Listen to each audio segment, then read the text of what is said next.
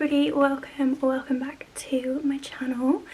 Today I just thought we would have a sit down chat about some of the hot girl reads I want to get to this year. It's a huge trend at the moment to be hot girl reading. This is where you read books that maybe give you more sophisticated ideas, they're a little bit more meaningful, they can help educate you on a broader spectrum of topics, and they're definitely out of my personal comfort zone. I usually stick to romances, fantasies.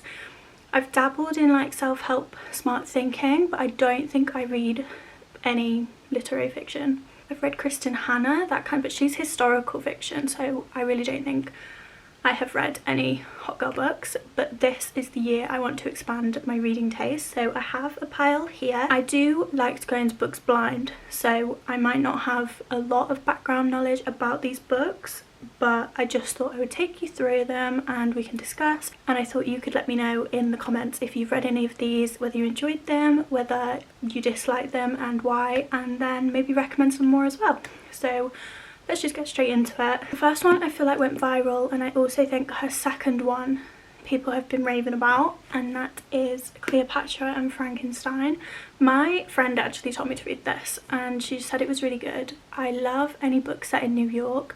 I believe this is about a young woman and an older man, and I think it's a very toxic relationship, which sounds right on my street, to be honest. I guess this is just her realising what she needs within a relationship or herself, which would be quite introspective, so this is on the hot girl list. The next one is Friendaholic, and I believe this is a non-fiction. All I know about this one is that it's about a woman who makes friends with everybody. Like, she is friends with everybody, she always goes out of her way to make friends with strangers she meets, and I just feel like as a girl in her 20s that's really impactful, as I do stand by talk to anybody and you never know what you get out of it. The next one, my friend also told me to read this one. It's Post-Traumatic, and I honestly don't know anything about this. It says she's a lawyer who advocates for mental health patients, and I know that it's quite humorous. My friend said she still thinks about this book all the time. And I have a classic. This one has been on TikTok for years now. I feel like everybody and their mum has read this, but it is My Year of Rest and Relaxation. All I know about this one is that I don't think she gets out of bed every day. I think she has a deep depressive episode, and it's kind of just her coming to terms with that. I believe it takes place in New York, so that always bodes well with me. But yeah, don't know too much. I just know apparently it's quite sad. Then I have Burnt Sugar, which I've heard nobody speak about. This is an examination of an obsessive relationship between a mother and a daughter, which I think is quite powerful, and I think it would definitely make me reflect on my own relationship with those around me. Then I have Educated by Tara Westover. This I feel like is just such an important read. My mum read it and told me to read it. I believe she had to escape her violent father, and then she didn't know how to read or write. Just finding herself after getting out of that situation, and I just feel like this will be so impactful. It's a memoir. These are always so important. On a similar note of rediscovery, finding yourself, kind of healing past traumas, I have Wild by Cheryl Strayed. This is another one that my mum told me to read. She tells me to read these books and buys me them and just delivers them at my door. She goes on a hike and just like heals herself in this hike, and I think it would just be such a powerful story. I do know this was a Reese Witherspoon book club pick, but I found it from my mum. I think this will be a very impactful read and we'll have some good takeaways from it. Then I have this book, which is Blueberries by Eleanor Savage.